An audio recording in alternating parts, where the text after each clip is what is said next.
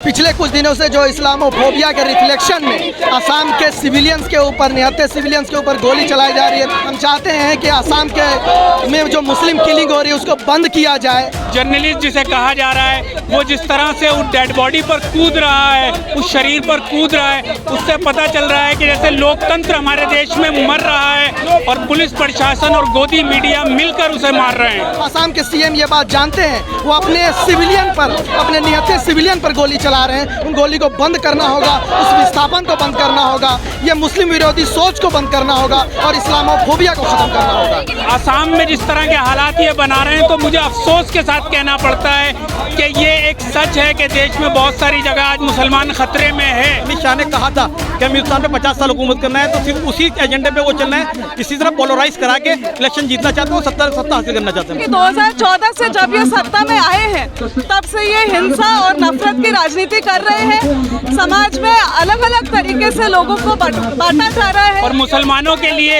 SC के लिए, OBC के लिए खास तौर पर इस सरकार का दोहरा रवैया है और उन पर जुल्म इस सरकार में पिछले 7 साल में बहुत ज्यादा बढ़े हैं।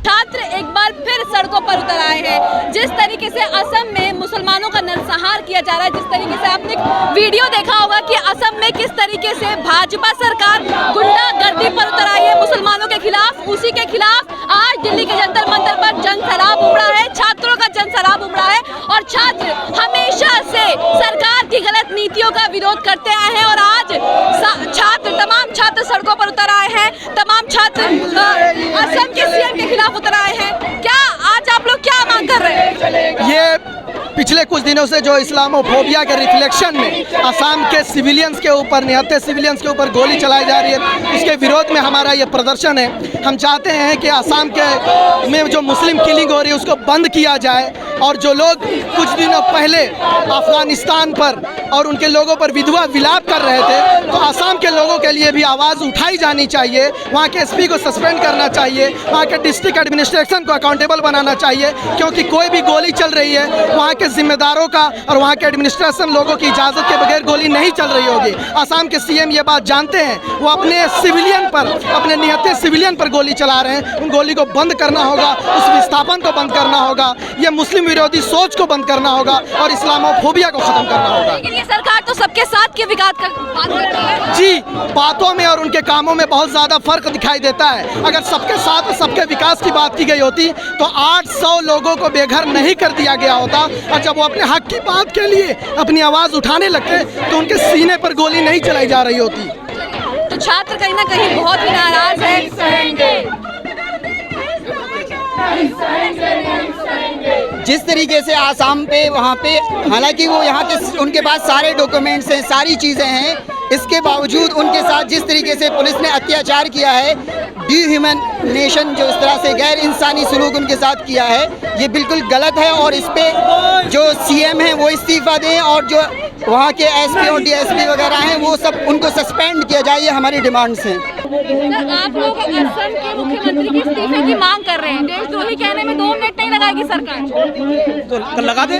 जब दिल्ली दंगों के अंदर हमारे उमर खालिद सैफी और अतर खान, शादाब अहमद, दिव्यांगना नताशा, आसिफ इकबाल तना को, जिन्होंने जो कोई जुर्म ही नहीं किया था, जो प्रोटेस्ट कर रहे थे, उनको देशद्रोह में डाला, तो हमें भी डाल दें, हम भी तैयार हैं। लेकिन जुल्म के खिलाफ आवाज़ उठाते रहेंगे, उसको बार बार कहते रहेंगे जुल्म है। मुसलमान क्या सेफ नहीं है? क्या अब खतरे में आ गया मुसलमान देश?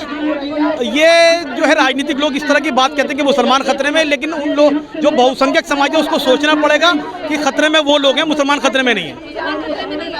लेकिन ये सरकार तो सबके साथ की बात करती है, फिर उसके बाद असम में इस तरीके से दंगा देखा जा रहा है, सांप्रदायिक हिंसा देखी जा रही है। सबका साथ सबका विकास वो कहते हैं, लेकिन करने में यकीन नहीं रखते वो लोग। सबका साथ सबका विकास कहते हैं, लेकिन करने में यकीन नहीं रखते।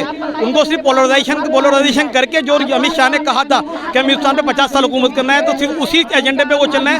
इसी तरह पोलराइज करा के इलेक्शन जीतना चाहते हैं, सत्ता हासिल करना चाहते हैं। प्रदर्शन करके कोई फायदा तो नहीं होता ना? नहीं, प्रदर्शन करने का कुछ लोगों को लगता है फायदा नहीं होगा, लेकिन हमें ऐसा लगता है कि हम अपनी आवाज़ उठाते रहेंगे। अगर हम खामोश होकर बैठ गए तो जुल्म और बढ़ता रहेगा, तो जुल्म के खिलाफ आवाज़ उठाते रहेंगे हम लोग। बिल्कुल, किसी पे भी हो, कहीं पर भी हो, हम हिंदुस्तान के किसी भी कोने में हो, दलित पर हो, मुसलमान पर हो या किसी और पर हो, हम आवाज़ लगातार उठाते रहेंगे। देश में जिस तरीके से हो रहा है, असम में भी जिस तरीके से हमने एक अच्छा खासा उदाहरण देखा है, मुसलमान के खतरे महसूस करेगा हमने देखा कितना। जी बिल्कुल, आज हम इसी कारण से आज यहाँ पे सब लोग इकट्ठा हुए हैं, अलग अलग छात्र संगठन, अलग अलग राजनीतिक संगठन से, कि जो आज देश में हिंसा फैलाई जा रही है, जो हेट्रेड का माहौल, नफरत का माहौल हर जगह लोगों में फैलाया जा रहा है, दो समुदाय में लोगों को बांट के, ऐसी हिंसा सिर्फ आम लोग नहीं, आज पुलिस खुद जाके एक अनआर्म्ड इंसान पे, कॉमन इंसान पे जाके गोली चलाती है। जब वो अपने आप को बचाने के लिए आता है तो बोल दिया जाता है कि सेल्फ डिफेंस में गोली चल गई। अरे सेल्फ डिफेंस तो जो बराबरी के लोग होते हैं उनके बीच होता है, जो एक एकदम अनआर्म्ड इंसान है, एकदम वीक है, नीचे के पोजीशन में, और स्टेट जिसके पास पूरी ताकत है, उसके बीच तो कोई बराबरी का संबंध नहीं है कि ये सेल्फ डिफेंस के नाम पे लोग जस्टिफाई कर रहे हैं। अलग अलग हैशटैग इनके IT सेल के द्वारा चलाए जा रहे हैं कि I stand with Assam police, लेकिन ये कोई लॉ एंड ऑर्डर की बात नहीं है। ये बात है कि 2014 से जब ये सत्ता में आए हैं तब से ये हिंसा और नफरत की राजनीति कर रहे हैं। समाज में अलग अलग तरीके से लोगों को बांटा जा रहा है, और जो पिछड़े तबकों से है, जो दबे कुचले तबकों से है, उनको और दबाया जा रहा है, और पूरा स्टेट की ताकत उसमें लगाई दी जा रही है। जी ये तो इनका लंबे समय से इनका एक आइडियोलॉजी रही है, इनका मानना रहा है कि इस तरीके से एक अलग समुदाय बना के, जो ऐसा नहीं है कि नया है, हमारे देश में अलग मतलब लंबे समय से अलग अलग समुदाय के लोग साथ में रहे हैं, लेकिन उनको बांटा जाए और इस तरीके का राजनीतिक एक षड्यंत्र बेसिकली बनाया जा रहा है कि ये ढकोसला देते हैं कि एक्चुअली जो कमी है अलग अलग मतलब व्यवस्था की, वो इसलिए हो रही है क्योंकि कोई और आके तुमसे चीज छीन रहा है। ऐसा तो है नहीं, अलग अलग चीजों की कमी हो रही है क्योंकि सरकार देने में असफल हो रही है, तो और उसको नजरअंदाज करके लोगों को भटकाया जा रहा है बोल के कि असली मुद्दा कुछ और है। असली मुद्दा है कि मुसलमान आके तुम्हारा औरतों पे हमला करेंगे, तुम्हारा घर छीनेंगे, तुम्हारा जमीन छीनेंगे। ऐसा ना हुआ है, इतने सालों से लोग साथ में रहे हैं। उसको 90 से दशक से हम देखते हैं किस तरीके से ये राजनीतिक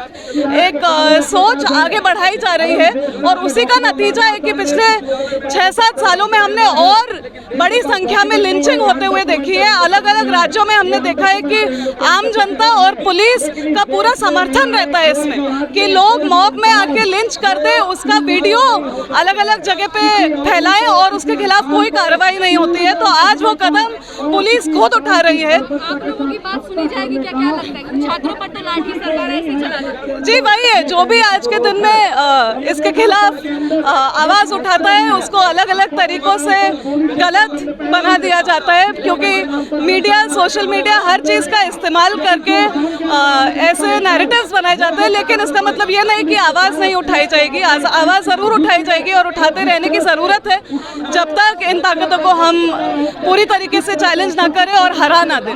क्यों आज आप लोग प्रोटेस्ट कर रहे हैं, असम के खिलाफ नारे लगा रहे हैं, मुख्यमंत्री के खिलाफ नारे लगा रहे हैं? देखिए, असम में जो अभी कुछ हुआ है कुछ दिन पहले, आपको सारा मालूम है, भारत के ही कुछ गरीब नागरिकों को वहाँ के मुख्यमंत्री के आदेश पर वहाँ की पुलिस, वहाँ के जो SP हैं वो ऑर्डर देते हैं। SP वहाँ के मुख्यमंत्री के भाई हैं, वो एक जो कम्युनल माहौल, सांप्रदायिक माहौल देश में बनाने की कोशिश की जा रही है, और गरीबों पर जो असम में अत्याचार किया जा रहा है उसके खिलाफ आज हम लोग यहाँ पर आए हैं और ये प्रदर्शन कर रहे हैं। सरकार तो सबका साथ की बात करती है, फिर आप लोग कह रहे हैं कि मुसलमानों के खिलाफ सांप्रदायिक हिंसा बंद करो। देखिए, सिर्फ बातें करती है सबका साथ सबका विकास की, लेकिन ना तो सबका साथ है ना सबका विकास है। ये सरकार सबका विनाश कर रही है, इसीलिए आज हमें यहाँ रोड पर आना पड़ा। अगर ये सबका साथ और सबका विकास करती तो आज यहाँ आने की जरूरत ही किसी को नहीं पड़ती। और मुसलमानों के लिए, SC के लिए, OBC के लिए खास तौर पर इस सरकार का दोहरा रवैया है, और उन पर जुल्म इस सरकार में पिछले 7 साल में बहुत ज्यादा बढ़े हैं। लेकिन असम में जिस तरीके से एक वीडियो सामने आया, उसमें तो एक जर्नलिस्ट भी एक डेड बॉडी पर लात घूंसे चला रहा था। देखिए, वो जर्नलिस्ट कहना ही उसे जर्नलिज्म का अपमान होगा। उस जर्नलिस्ट ने जो करा है, लोकतंत्र का चौथा स्तंभ कहा जाता है मीडिया को, लेकिन वो जर्नलिस्ट जिसे कहा जा रहा है, वो जिस तरह से उस डेड बॉडी पर कूद रहा है, उस शरीर पर कूद रहा है, उससे पता चल रहा है कि जैसे लोकतंत्र हमारे देश में मर रहा है और पुलिस प्रशासन और गोदी मीडिया मिलकर उसे मार रहे हैं। मुसलमान खतरे में है क्या? देश में मुसलमान खतरे में? बिल्कुल। आसाम में जिस तरह के हालात ये बना रहे हैं, तो मुझे अफसोस के साथ कहना पड़ता है कि ये एक सच है कि देश में बहुत सारी जगह आज मुसलमान खतरे में है।